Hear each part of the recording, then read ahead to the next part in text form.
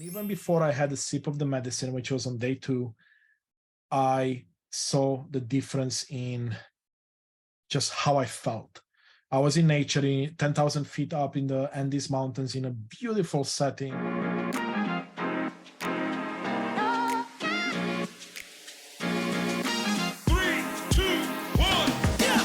After leaving the corporate 9-to-5 grind, I became the boss of my own spiritual business, helping others explore and navigate the human experience from insight, wisdom, and lessons learned along the way. Today, I help aspiring spiritual entrepreneurs gain the confidence to share their gifts with the world. Welcome to the Happy Healing Shop podcast. I'm your host, Trang Pham Nguyen, and each week we'll dive into incredible stories of strength, resilience, and transformation. So, if you are ready for some serious breakthroughs, laughs and tears, and stories that will inspire you, you are in the right place, my friend. Let's get started. Today's guest is a passionate advocate of personal growth, self-discovery, and professional development with over 15 years of experience. Through his journey from a fear-ridden man hiding his authentic self to embracing vulnerability and authenticity, he demonstrates that self-discovery can unlock the keys to personal and professional success. As a holistic life empowerment mentor, he inspires and empowers individuals on their unique journeys towards growth and self-discovery through both his professional and personal life, as well as his podcast, Unleash Thyself. Integrating his passion for technology, spirituality, and mentorship, he helps individuals unlock their full potential, fostering a positive impact on the world around them. His mission centers on personal growth, spirituality, and self-discovery, dedicated to uplifting and empowering every member of his audience with his humble and sincere insights. Please welcome Constantin. Hi, Constantin. Welcome to the show. Hey, Trang, it's a pleasure to be here, and it's so good to see you again. Yes, so we met because I was actually a guest on your podcast, but I think when we hopped onto a video call, I was thinking, oh, this is a male. I never see a male in the spiritual realm as often. So I kind of want people listening in to kind of know more about you, where you came from, and also kind of what it was like growing up male and in your culture, and if spirituality was a thing for you, or was it something you had to go through a whole entire journey? Yeah, those are all loaded questions, so I'll be happy to dive in. And as you may notice from my accent, I'm non-native to North America. I was born in Eastern Europe, in Romania. And when I was 17 is when I moved to Canada with my family. But when I was born, Romania was still a communist country, which meant that it was a place of scarcity, a place of fear, a place with fairly old beliefs, which meant that my parents, their parents grew up in those environments. And of course, as a result, I grew up in a very similar environment. So a lot of fixed mindset versus a growth mindset, right? A lot of old beliefs that weren't necessarily suited for us in the modern world, in the North American world. Now, we grew up religious. Christianity is big in Eastern Europe as much as it is all over Europe and other places in the world.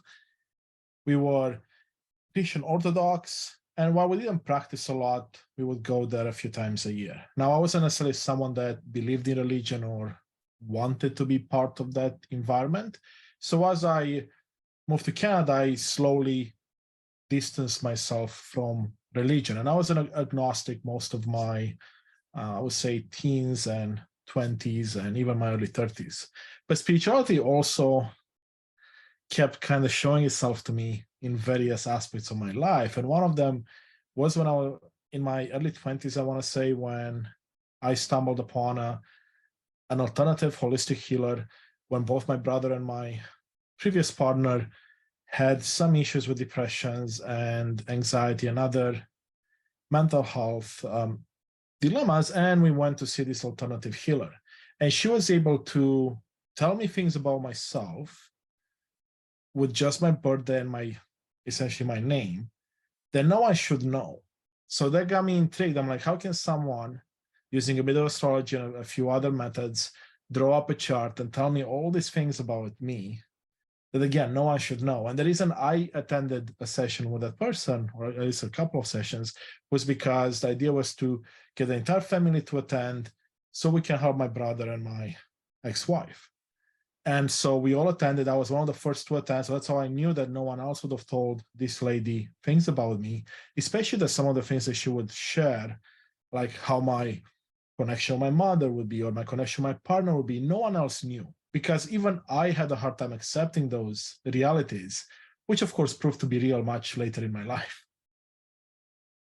Would you say when you were saying that you were younger and you kind of felt you're agnostic and stuff like that, was that something that was already inside of you, or more like you were taught religion and then you kind of were skeptical, being like, I don't know, there's certain aspects I believe.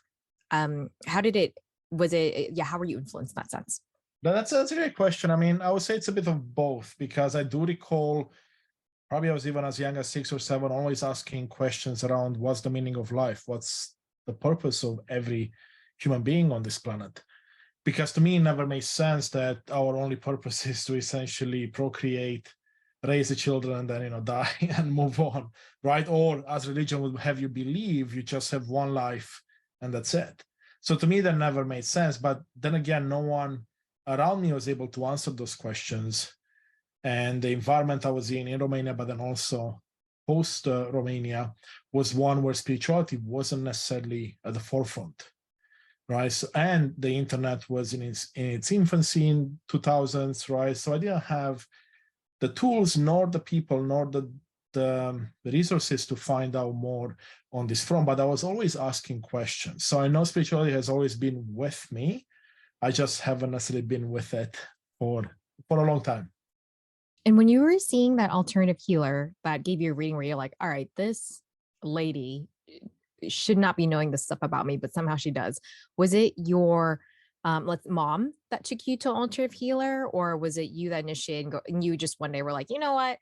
We'll see how this goes. Sure. We're like, we don't know. No one has been able to help my family. So we'll just try this alternative healer.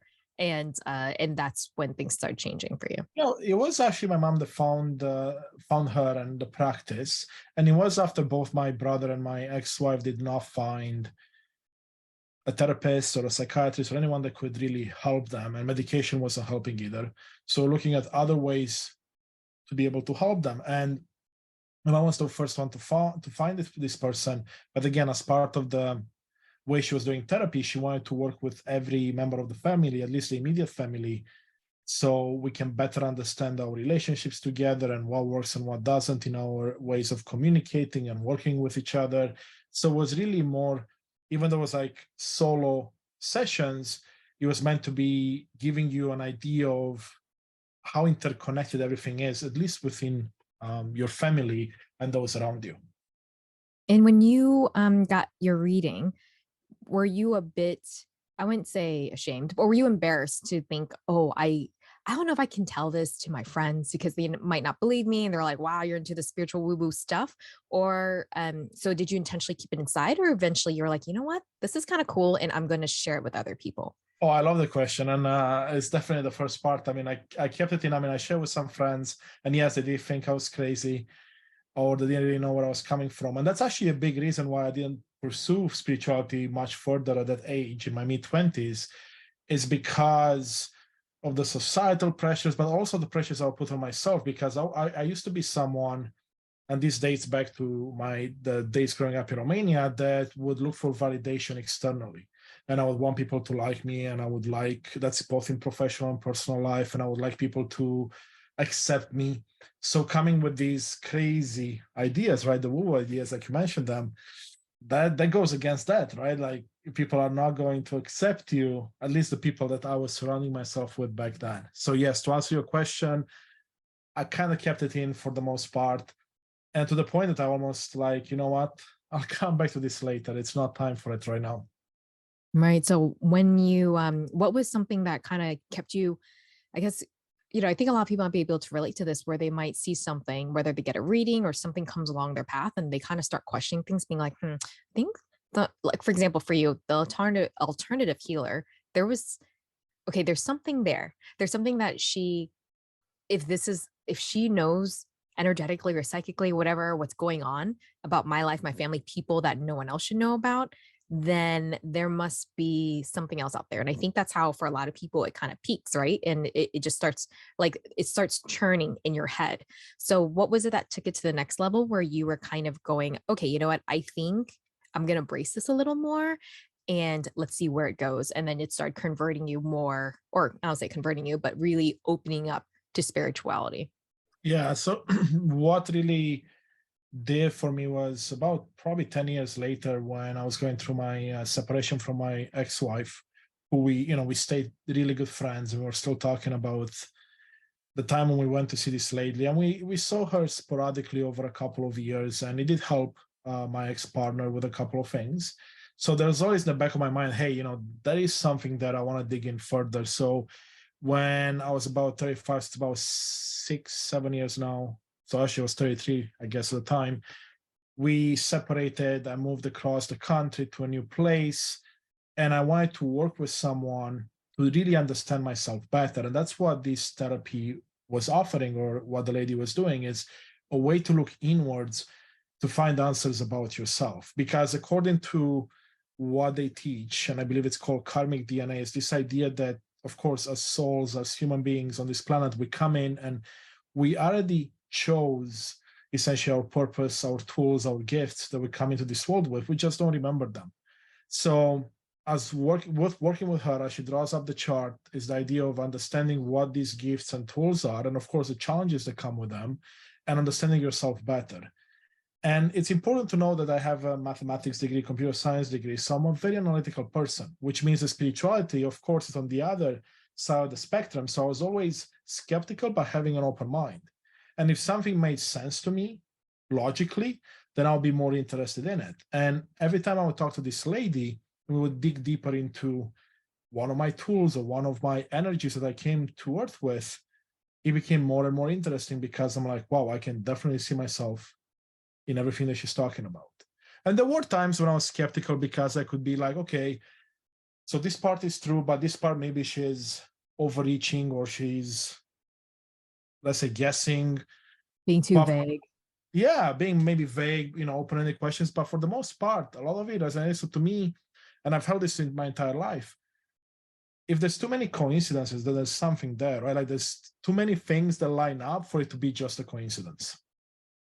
And when you started embracing more of this spirituality, well, first, let me ask you, do you think it was harder for you to embrace spirituality and this whole entire world as a male?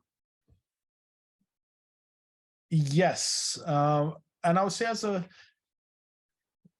a male, but also as someone that's in the tech world, as someone that has a science background, all those things I believe were a factor in me waking up later than, let's say, I would have liked. And of course, when we're talking about whoever you are, woman, male, whatever you identify with, or whatever career you're in, it's really with the people that you surround yourself in, or with, sorry. So if I'm surrounded with people that are not believing in any of this stuff, and yet I do, it's going to be very hard for me to progress because I have no one to talk to, and I have to keep it internally, and then I have to find new people to communicate with. So it wasn't until I surrounded myself with different people that I started to really open myself up and dive into this part of me that I know exists and I know I resonate deeply with. And at that point, it doesn't matter what line of work you're in, if you're male or female or anything else, right? None of that matters anymore. But yes, to answer your question, absolutely, it is more difficult at the beginning, I would say, for males, and of course for those in the fields that are more science-based. So do you feel that when you were finding, I guess, in a way, a supportive community, a supportive environment that will foster, is open to the spirituality side, with the previous group, did you start cutting them out or more like distancing yourself? And did you feel like you had to go through a grieving process of possibly losing old friends? Yeah, that's a great question. I mean, when I had a lot of friends and acquaintances and colleagues at my previous place of residency and where I worked. And as I moved across the country, a lot of those relationships kind of fizzled on their own anyway. But I also noticed that what happened is when I started to embrace the spirituality side a lot more, some of the relationships I had in the past that were not based on anything spiritual became much stronger, because the other people on the other side, male and female both, they were feeling the same way. They were spiritual, let's call it closeted spirituals, like I was, and they were afraid to talk about it. But once I opened up, it's almost like I gave them permission to come up and be, hey, you know what? I feel the same way. Let's talk more. And that truly gave me this idea to do what I'm doing today, besides my corporate job, which is to really work with myself and then share everything that I'm going through, because that will allow others that are on their journey, maybe what I was a few years ago or a month ago, to have the permission to go ahead on their journey and come out and say, you know what, I feel the same way and I can do something about it. So when you got feedback from people saying like, hey, actually, I kind of believe in this stuff too, or I always wondered about what was kind of out there. So that was kind of like the turning point for you to go like, you know what, I think I want to share my story because it's helping other people. And did I get that right? Yeah, that's absolutely right. So can you tell me about your trip to explain what ayahuasca is, and also like what prompted you to take this spiritual trip and how it, I believe, like changed your perspective or changed your life?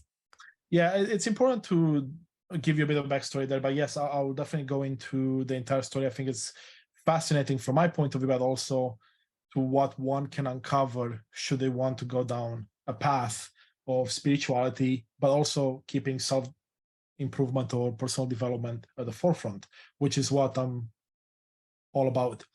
Now, it's important to know that, again, as a mathematician, as someone that's in the tech field, I want things to, at least to some degree, to be able to be proven in a way and say, hey, that works, and this is the science that backs that up. But there was something I heard about a decade and a half ago from various people that was called ayahuasca, which is a traditional plant medicine from the Amazonian jungle that's been used for thousands of years within the tribes in the Amazonian jungle to have an out-of-body experience, essentially a spiritual experience, where you connect to your higher self, to God, to the universe, and be able to understand how the world works better, understand yourself better, work through different things. And if you've ever heard about ayahuasca, or if you go research ayahuasca, one of the things that people talk about is this idea that you hear the calling of Mother Ayahuasca. And for whatever reason, I still can't explain it. Perhaps right before the pandemic hit, so I would say that's what, 2018, I woke up one day and I'm like, wow, I have this strong feeling that I need to go do ayahuasca. I need to go sit with Mother Ayahuasca. And it must have been, I don't know, 5-6 years since the last time I even brought up this idea within my mind and did any research. So I didn't do anything with it. I let it sit with me. And then that feeling kept getting stronger and stronger. So I started doing more research. I'm like, why do I want to do this? It's important to note, I've never been drunk in my life, nor have I done any drugs, right? So doing psychedelic medicine or anything that allows me to lose control, for example, not something I like to do. And again, there's no science backing up ayahuasca. So I was like, why is this coming up? So I did my research. I found out many stories from people like myself that heard the calling and then went and sat with the medicine and then began their spiritual journey. So I decided, you know what, even though I'm a skeptic, I have an open mind. I would like to pursue this further.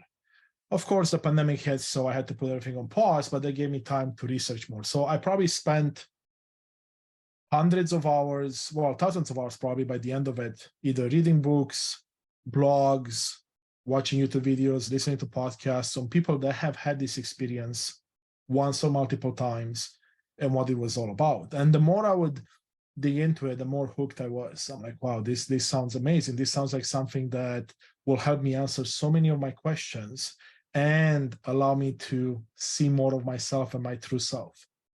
So eventually, as the pandemic was winding down and travel was opening up, I was able to book a retreat in Ecuador in 2022.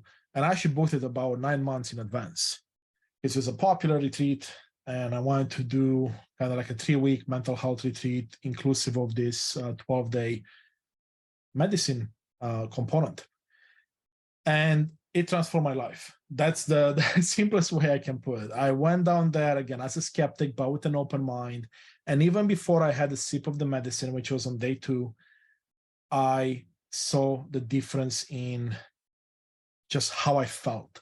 I was in nature, in 10,000 feet up in the Andes Mountains, in a beautiful setting, surrounded by like-minded individuals, surrounded by positive energy, by nature, by animals, lots of dogs, which I love. And I felt a connection to Earth. I felt a connection to the people there like I've never felt before. In fact, there were so many people that I met at the beginning of my journey there and throughout my journey that I have made strong connections and consider really good friends to this day. But more importantly, it felt like I knew them for so long, yet I've met them for the first time. So I'm sure you, Trang, and others can relate that you meet someone for the first time and you're like, wow, I know you from somewhere, but I cannot tell where from. Yeah. And so, when you were getting that message of ayahuasca, look it up, things like that, was it a knowing that kind of came through your mind, or was it a voice that you kind of heard, or something you just felt in your gut? How did that message come through to you? It was a mix of those. And it's important to know that I'm someone that now I realize I receive a lot of downloads, as I call them, or messages. But in the past, I never really paid attention much to them, except in cases like this, when the messages kept repeating and I'm like, okay, there must be more to it. Why is this on my mind all the time? So I would say it's in the form of downloads, messages, not necessarily a gut feeling, but more like a knowing. It's not even a voice. It's like, this is something you need to research or know or do or see. Yeah, it sounds like your intuition was kind of tapping in, being like, hey, over here. And I think a lot of people that might be skeptical. And like you said, you were might dismiss it as, oh, it's just coincidence, or your subconscious was just thinking about it and that stuff. But I like how you said you're skeptical, but kept an open mind. And when you were having your ayahuasca retreat, and you were saying you kind of were able to see things in a different light, was there maybe an image that you saw during that ceremony, or was there like a specific message that came through, or is it more like for someone that's never been, for example, for me going through ayahuasca experience, and I know for everyone it's very different. For you, what did you see? What happened? And what was the kind, I guess, if you got any messages from that? Oh, so many. But let's actually step back a tiny moment. First off, I mean, what I've seen with the plant medicine so far, my own transformation, but also the transformation of the people that were there with me over those 12 days, I can't even put it into words. It's even hard to explain, but I will give you some examples. But it's also important to know that ayahuasca or any other plant medicine is not for everyone. I honestly thought coming back from the retreat that ayahuasca will solve the problems for all the people that want to take it. But then I realized it's not for everyone, because we all have our unique journeys, and some tools will work for some people and some tools will work for others. So for those that are intrigued by this or hear the calling, do your research. I think that's the most important part. One piece that I missed in my research has nothing to do with preparation to go there or the event itself or like the retreat itself. It was what happens after, which is the integration component. So how do you take all the lessons, all the things you've seen, you've transformed, how do you take that and integrate into your day-to-day life? And even the shamans there and the people I was working with, everyone emphasized how important integration is and how in reality is the hardest part of this entire journey. Yet no one really speaks about the tools or how to do proper integration. And I definitely felt like someone that wasn't prepared for the integration piece, which is why I went into my depressive state and stayed there for a while. And we'll chat about that a bit later. But I wanted to preface with that because ayahuasca or implementation is not for everyone, but if you feel called for it, do your research, because you will be so much better off during and after as well. Now, with the medicine itself, to go back to your original question, ayahuasca is a very visual medicine. So it will give you visions, for most people anyway. You will not just have visions, you'll have feelings, you'll have emotions that come up. But ayahuasca is also a very potent medicine, and it comes with purging. So that's a part that many people are scared of. And I was one as well, where once you drink the medicine, it sits with you, it takes about half an hour to 45 minutes to kick in. And then you start either with the visions or with purging or a mix of them. And purging can be in the frontal, it can be as you throwing up, and then you have buckets there that people clean up and help you with, or you're needing to go to the washroom, or it could be that you yawn or cry or laugh for a very long time. And ayahuasca also incapacitates you slightly, so you may be more wobbly when you walk. You may be, your hands may look funny. And remember that part for myself. But everything that happens in that experience is for your higher good. That's how I come to understand it. And I was in my first ceremony, so that was day 2. We were about, I want to say 25 people with 3 shamans. And the shaman were from Ecuador, Aboriginal people that have done this with their families. So the lineage comes down. So very knowledgeable people. And what's important to note is that the plant medicine is very sacred. So there's an entire ceremony around it.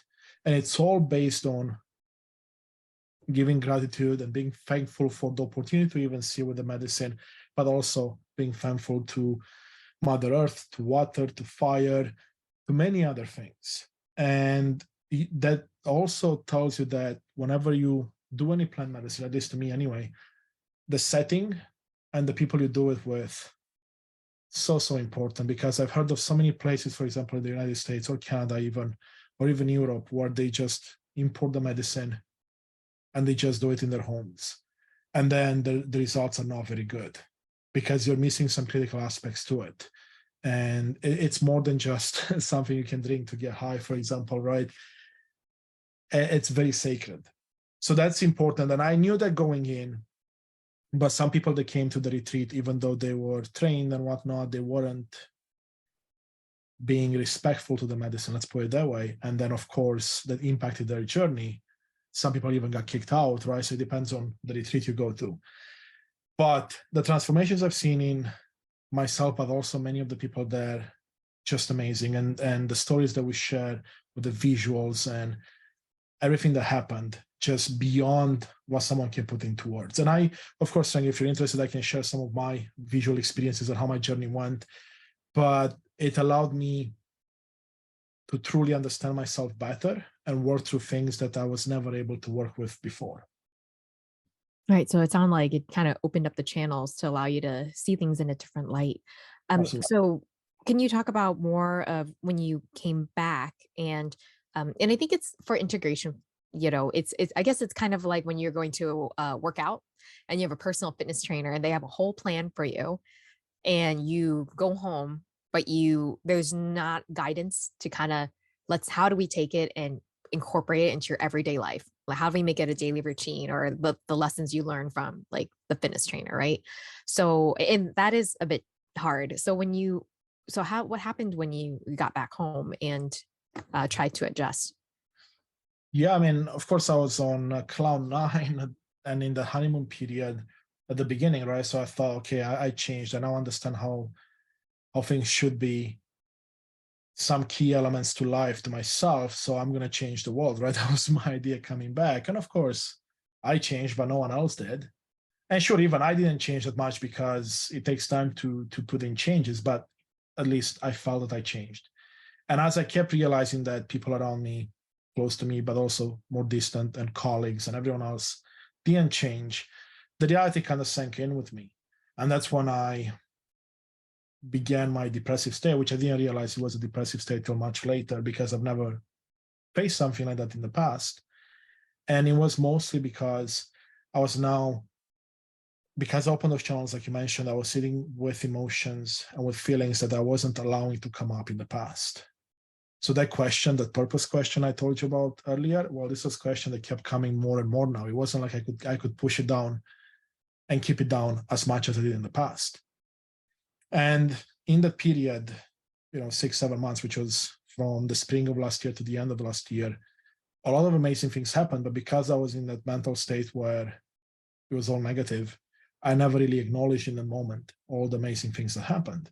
Of course, in hindsight, it was the best thing that could have happened to me because, again, it allowed me to see with emotions. It allowed me to heal things that I didn't heal in the past and start me on a journey that is just getting better and better with each day. So what helped with getting you out of that depressive state, whether it was it just took time or it was processing it?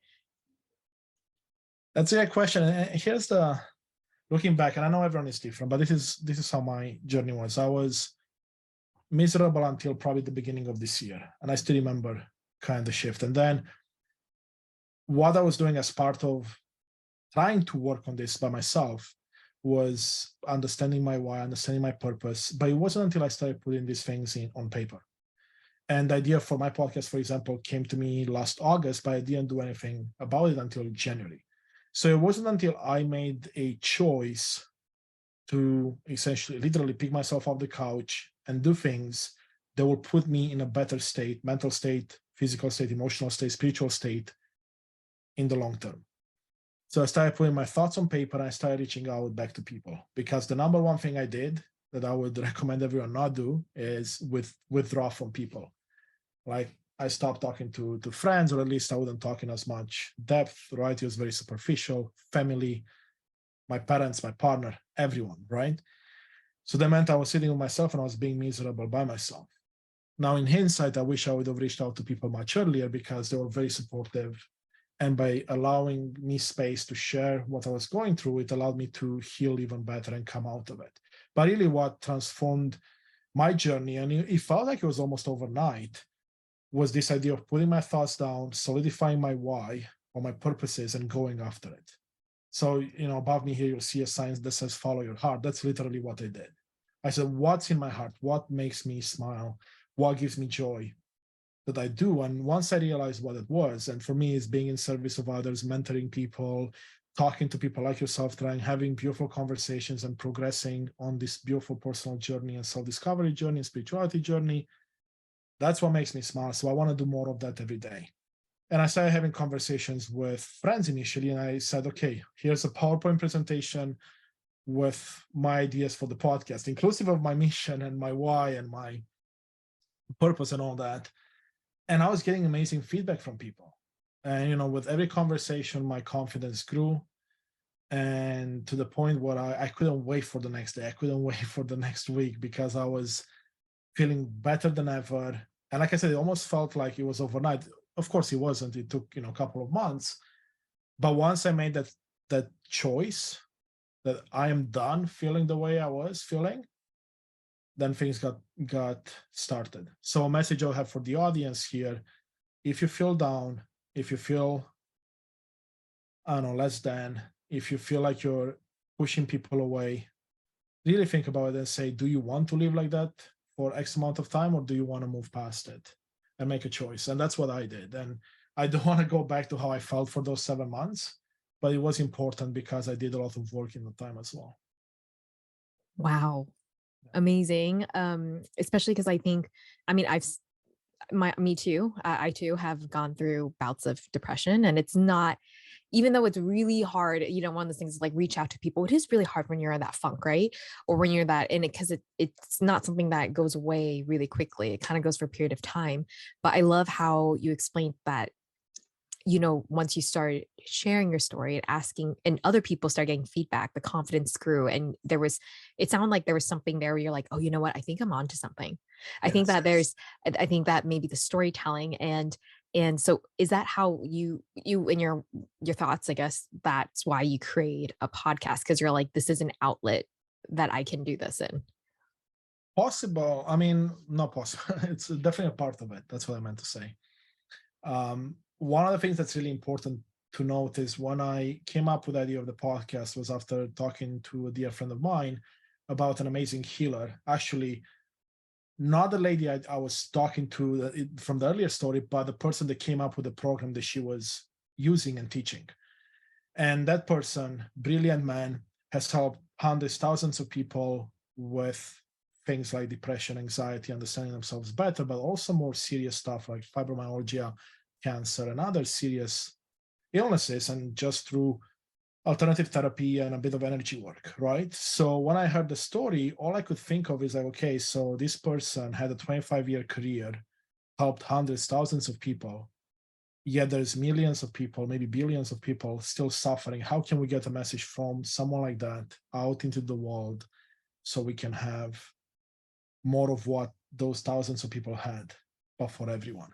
And that's kind of how my idea started. And yes, my podcast is an extension of my own mission, And I think it gave me, essentially, for the first time in my life, permission to actually do something that I wanted to do, as opposed to following what others have told me in my life. Oh, you got to go to school, you got to chase the American dream to have this and that. So it's almost like I'm doing something for myself from my heart, not motivated by money or anything external. It's just motivated by what's internal. Right. And this is something you discovered more like later in life. So I Yes. guess, what would you say to people that are older or maybe in their 30s, 40s, where they feel a bit lost or they feel like it's too late to do something like, for example, like that whole thing that you were saying, where it's just, finding your own, I guess you say passion or your own voice and things like that. Yeah, that's a good question, Trang. It's never too late. That's the first part. And if we take the example of ayahuasca, there were people there as young as 18, but also as old as 75 that were there for the first time. And they were following their hearts, whatever message they received. And I always thought as well that, oh, it's too late now because I'm in my 30s, my mid 30s. Now I turned 40 this year. But I realized if I look at the potential life ahead of me, right? There's at least another 40, 50 years ahead of me, potentially. That's more than a lifetime. That's probably 2 lifetimes if you look at, like, let's say, a corporate type lifestyle, right? So there's so much ahead of you. So even if you're in your 50s or 60s, you still have decades ahead of you and you can do so many things. So if you're in a spot where you're stuck, you don't like what you do for work, you don't like where your personal life is, realize that unfortunately no one is going to come to save you. That's what I realized. But here's the important part: you can save yourself, meaning that you can make different choices and you can put yourself on a different path. So yes, no one external of you will come to save you, but you can save yourself. And once you realize that, for me at least, it was like I can't put the genie back in the bottle. I'm like, there's no one coming to save me. I have to do this. And it gave me the power and strength to go through with it. Also, can you share with the audience what you do today, with your work and also where people can find you? Oh, absolutely. Thank you so much. So I'm, like you mentioned earlier, I have the podcast called Unleash Thyself, where I bring guests like Trang, who was on the show earlier, in our journey. And we talk about anything personal growth, self-discovery, and spirituality. Not always a combination of the three, but you'll find inspirational stories, you'll find empowerment stories, you'll find stories in which you can relate and pick up a tool or two that you can apply to your life. You can find us on social media, either at Unleash Thyself or Unleash Thyself Today on Instagram. You can find me, Constantin Bo Morun, on LinkedIn. I always love to talk to people. So if you want to reach out and chat about spirituality, technology, anything really, just shoot me a message. Be glad to speak with you. And of course, we have a website, unleashthyself.com. And again, you'll find lots of beautiful content that should help you on this path. Oh, well, thank you so much for being on my show. And I am sure people will get a lot out of just your whole entire transformation because um, life isn't easy at times, but also just seeing that you can be much later and shift directions in your life, even if you get those messages a lot later in life. And it's never too late. It's never, absolutely never too late. And my journey just started. That's how I see it. Honestly, I turned 40 this year, but my journey just started. I can't wait to see what the next 6 months, next 12 months, next 10 years will bring. Yeah. Thank you so much, Constantine, for being here and also for the work that you do and introducing other people's stories and inspiring others. And that's a wrap for today's episode, my friend. I hope you were inspired by Constantine's incredible story of growth and transformation as much as I was. So I'm curious, what insight or aha moment was really meaningful for you out of that conversation? I absolutely love hearing from you with these meaningful talks that spark inspiration, growth, and different perspectives. And by the way, if you enjoyed this episode, hit that like button, hit that subscribe button right now so you won't miss out on any episodes coming up. And it will help us reach more of our vibrant community. And remember, the fun does not stop here. The magic continues over at thehappyhealingshop.com, where we keep the conversations going, and you'll find tons of resources that will help you on your spiritual journey. There's guides, posts, online courses, and video series, and more. So until we meet again, my friend, always remember to shine your light brightly and to share your story, because you will never know who it can help or inspire to create a change in their own world. Thanks so much for being here, and I'll see you soon.